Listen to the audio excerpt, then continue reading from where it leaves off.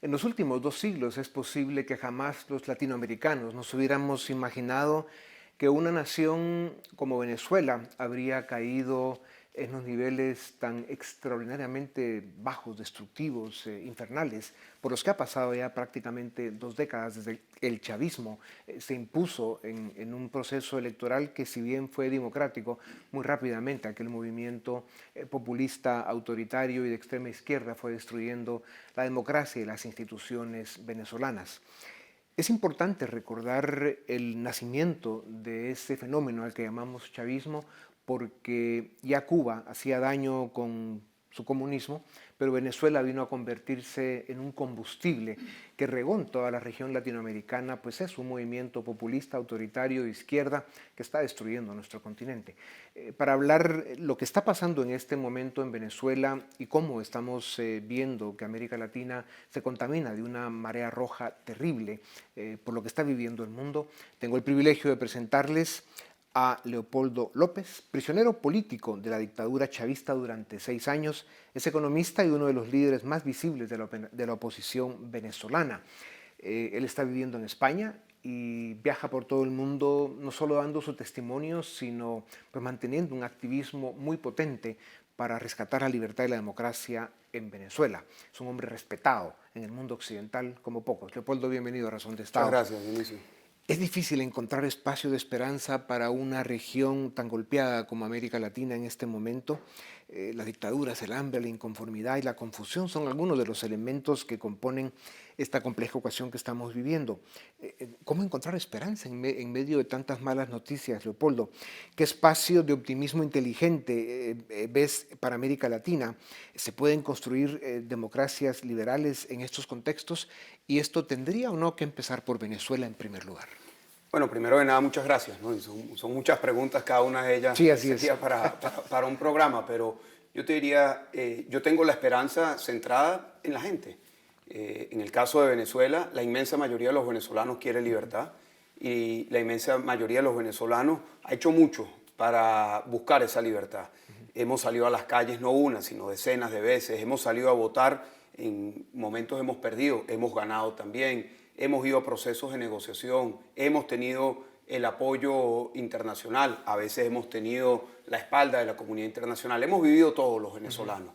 Pero la esperanza para mí está allí en que la inmensa mayoría de los venezolanos todavía sigue con una determinación muy clara de seguir luchando por la libertad. Leopoldo, escuchar a alguien como tú hablar de optimismo y esperanza después de lo que te ha tocado vivir, pues me hace sentirme orgulloso de conocerte y poderte estrechar la mano.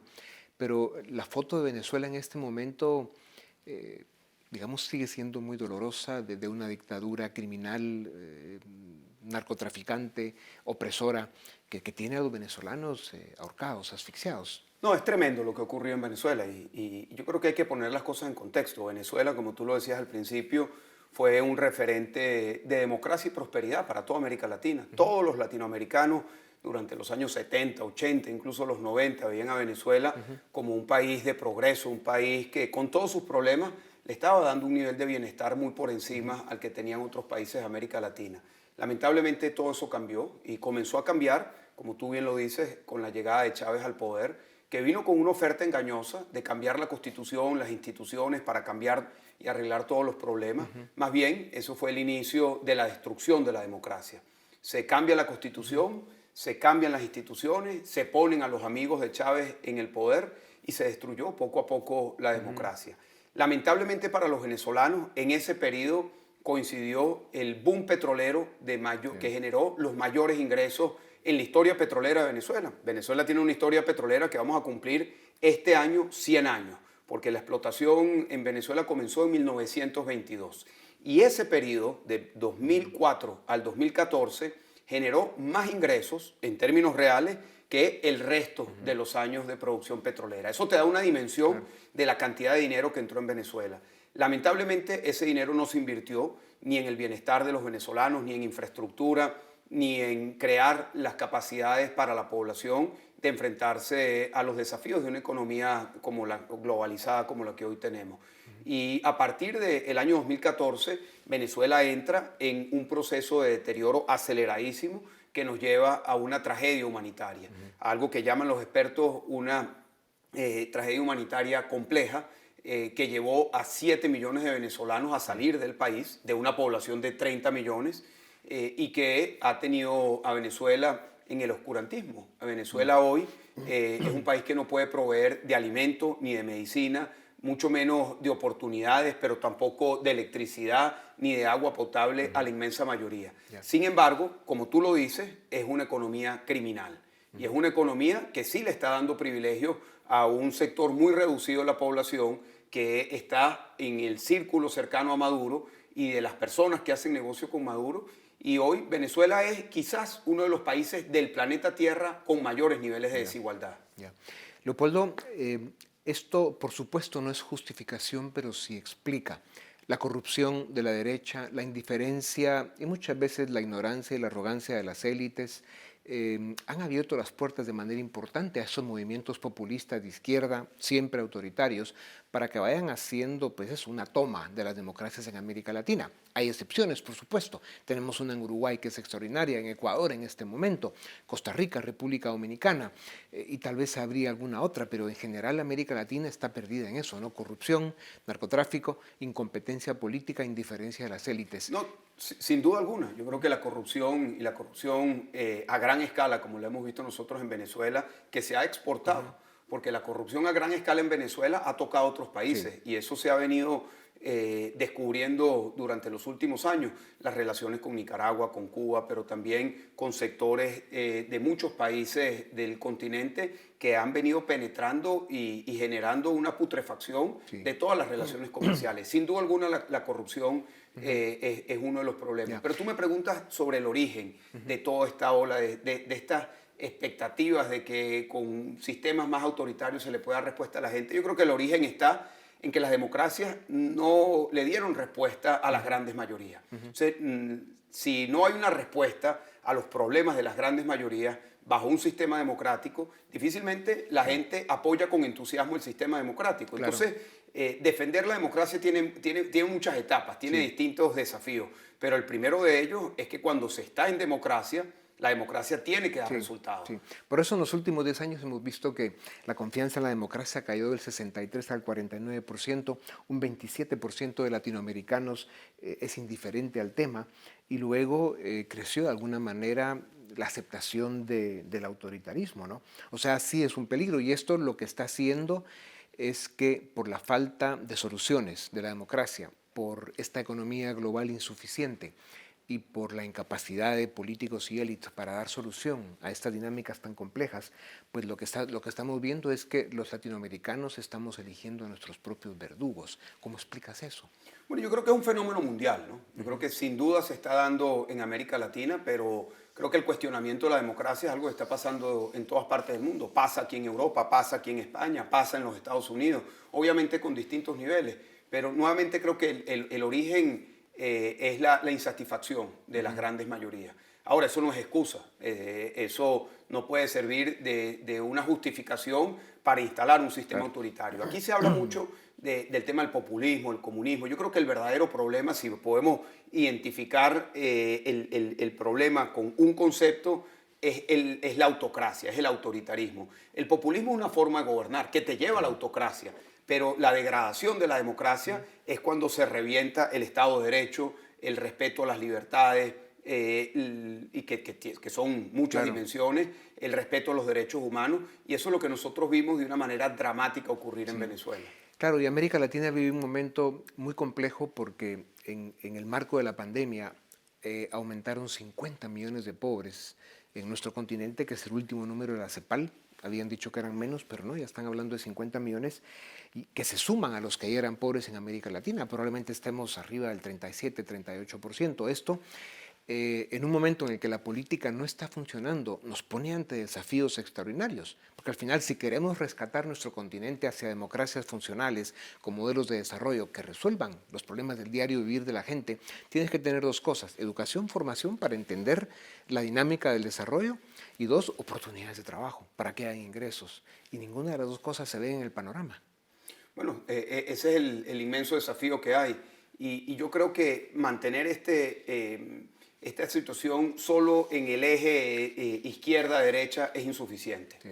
Porque incluso en el continente hemos visto arranques autoritarios, actitudes autocráticas que son de la izquierda como de la derecha.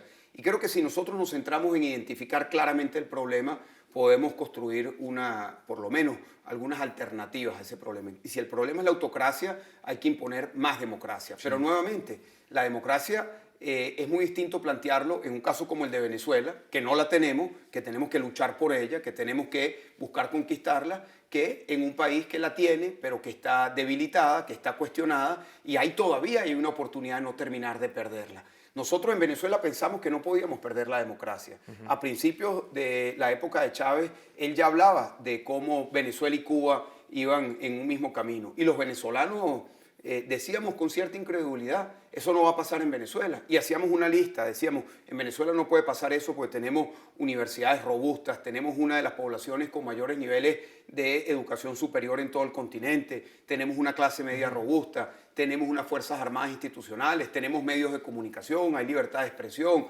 somos un país que viene de la tradición democrática del continente, y ninguno de esos argumentos probó ser suficientemente sólido para evitar el desmoronamiento de la democracia. Es decir, yo creo que hay que entender que la discusión sobre la democracia es distinta en los países que ya son unas dictaduras, como el caso de Venezuela, Cuba y Nicaragua, de los países que están en una situación democrática, pero que se está desmoronando y debilitando. Claro. Sí, lo mismo se aplica a Chile, ¿no? El tema no es educación, es formación política, valores cívicos y luego oportunidades, ¿no? Que le permitan al ciudadano hacer la diferencia entre pues, una propuesta impresentable, como es el populismo de izquierda autoritario, y lo que debe ser un modelo pues, democrático, republicano, con división de poderes, que ofrezca las condiciones para que exista pues, crecimiento económico y oportunidades.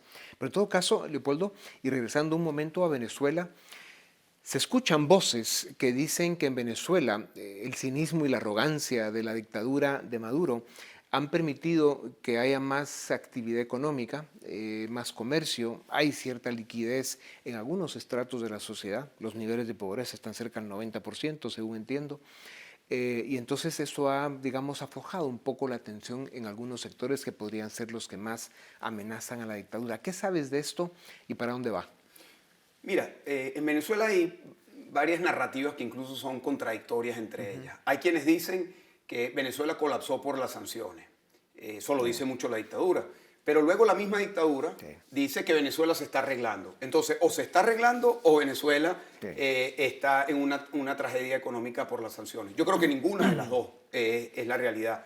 Yo creo que Venezuela ha transitado de ser una economía petrolera que estaba de alguna manera inserta dentro de lo que es el ecosistema económico occidental, a ser una economía muy distinta. Hoy la economía venezolana es una economía criminal. Y te identifico cuáles son los pilares de esa economía criminal. El primer pilar es el narcotráfico. Hoy, según un informe que publica recientemente Inside Crime, hay un crecimiento exponencial, ya no del tránsito de la cocaína colombiana por territorio colombiano, venezolano para ir a Centroamérica, México y a Europa, sino ya Venezuela se ha convertido en un país en donde se siembra la coca y se produce la cocaína. Y por supuesto es un puente para la salida de esta cocaína. Esto representa hasta un 20% de la economía ilegal. Luego el otro pilar de esta economía ilícita es la extracción del oro que llamamos nosotros oro de sangre, que representa entre 60 y 80 toneladas de oro al año. Y eso está asociado a una cantidad de grupos criminales que van desde la FARC, el ELN, el Hezbollah, que tienen unos territorios asignados para minas, hasta la relación con Turquía y grupos de crimen organizado que están encargados de procesar y comerciar el oro. Luego está el otro pilar, que es el del petróleo. Venezuela pasó de ser un país petrolero, institucional, con una empresa reconocida en el mundo como lo era PDVSA, a una extracción irregular, oscura, opaca del petróleo, que por supuesto deja grandes ganancias para todos los intermediarios y toda la estructura de corrupción, pero no le compensa a la población. Un dato, Cuando llegó Chávez al poder, en Venezuela se producían 3.7 millones de barriles. El año pasado Venezuela estaba produciendo menos de 500.000 barriles. Sí. Esto no tiene que ver con sanciones, no tiene que ver sí. con presión externa, tiene que ver con incapacidad y con la corrupción. El cuarto pilar de esa economía ilegal es el blanqueo de capitales y curiosamente el quinto pilar, que no es tan significativo en montos, pero sí es significativo en lo que eso significa para lubricar el resto, es la minería de Bitcoin. El caso de la economía venezolana es una economía que tiene inyecciones de dólares por estas fuentes de actividad ilegal y que ha generado una cierta sensación de un cambio económico, claro, pero para una población muy reducida. Si me permites identificar, Venezuela hoy es como un país subsahariano con niveles del 90% de pobreza, pero tiene un enclave de Abu Dhabi o de Dubái, claro, en donde hay una gran opulencia. Eso es Venezuela hoy, un país de grandes contrastes, de grandes desigualdades y que está sustentado en una economía criminal. Leopoldo, hablando ahora de América Latina y partiendo del contexto que vive Venezuela, donde da la impresión de que es una dictadura bastante consolidada, con un Estados Unidos muy ocupado en otras cosas y muy desconectado de América Latina, con una Europa también con sus propias dinámicas y más ahora con el problema del loco del Kremlin, del sociópata del Kremlin, pues realmente pone a América Latina esto, con una dictadura consolidada en Venezuela y luego de México a la Argentina, con Lula hasta los Fernández, la llegada de Petro en Colombia, de Lula en Brasil, Evo Morales, que está de regreso en Bolivia, aunque en conflicto con su socio, el actual presidente, pero hay un movimiento claramente populista de izquierda que es socio de todos estos. ¿Qué le depara a América Latina en este contexto donde, como decimos, Colombia y Brasil, si se pierden, realmente el panorama próximo es muy oscuro para América Latina? Bueno, es un desafío, sin duda alguna. Yo me niego a ser pesimista y simplemente a entregarnos a los hechos de que no se puede generar un cambio. Y como te dije al principio, la fuente de mi optimismo está en la gente, porque la gente, en el caso de mi país es muy evidente, quiere un cambio. Sí. Sin duda que esto requiere también un análisis de cuál es la política norteamericana hacia América Latina, tú lo decías. Yo creo que Estados Unidos durante mucho tiempo ha tenido América Latina como región muy bajo en sus prioridades y ha permitido la presencia de Rusia y de China como actores importantes, incluso de Irán y de Turquía, no al mismo nivel, pero son actores que están compensando la ausencia y el vacío que se ha dejado por parte de Estados Unidos. Y creo que esto tiene que ameritar una reacción de poder acompañar a los países de América Latina para que no se vaya a este sistema autocrático. Y también creo algo más. Yo creo que tenemos que ser nosotros muy consecuentes con lo que son los principios que agrupan los países de América Latina en la OEA.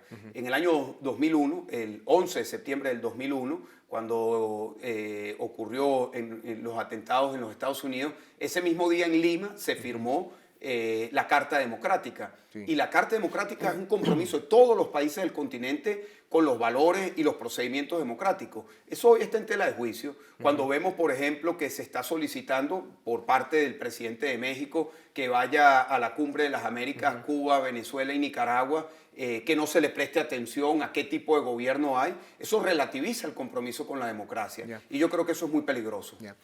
Leopoldo, para terminar, una Ucrania victoriosa, liberada, un Putin derrotado y arrinconado por las sanciones del mundo y porque se le convierte en el paria del planeta.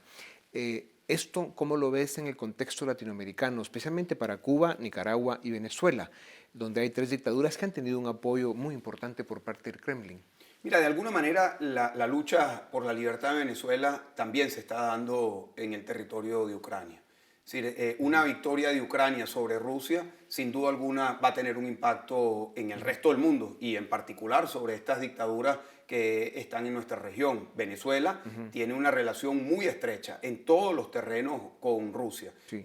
Comenzó con una relación militar, de equipamiento militar, eso ha derivado a todos los sectores, compartir inteligencia, el sector económico, el ámbito diplomático, El día de ayer, Maduro cambió sus representantes exteriores por quien era el embajador de Maduro en Moscú. Ya. Eso pasó ayer, eso te da una idea de la incidencia que todavía tiene Rusia sobre Venezuela. Venezuela y Nicaragua han sido los pocos países en el mundo que han apoyado la invasión de Rusia a Ucrania. Entonces, sin duda alguna, una derrota de Putin y una derrota de Rusia y lo que significa esta agresión, que es una agresión en contra de la democracia, porque se pueden buscar muchas justificaciones del por qué Putin invadió Ucrania. Para mí, la que tiene más sentido es porque no podían permitir en la frontera con Rusia una democracia con sus problemas, pero una democracia que fuese referente para los rusos, porque tarde o temprano iban a ver cómo una democracia ofrece mejores oportunidades. Eso lo tienes claro porque es así, y luego hay que agregar de que China, que también es un país con sus propios problemas internos y con una etapa de debilitamiento también por el tema económico y por su manejo de la pandemia, pues también queda debilitada en este contexto global geopolítico que está tan complejo. Pues Leopoldo, sin duda alguna, tu presencia en Europa y tu peregrinaje por el mundo defendiendo la causa venezolana, la libertad y la democracia, deben seguir. Lo haces además muy bien y tienes el apoyo de todos los que te conocemos y te respetamos. Muchísimas gracias. Muchas a ti, gracias. Leopoldo. A ti y a tu audiencia. A ustedes también gracias. Esto es Razón de Estado. Suscríbete y nos ayudas a defender y a promover los valores de la libertad,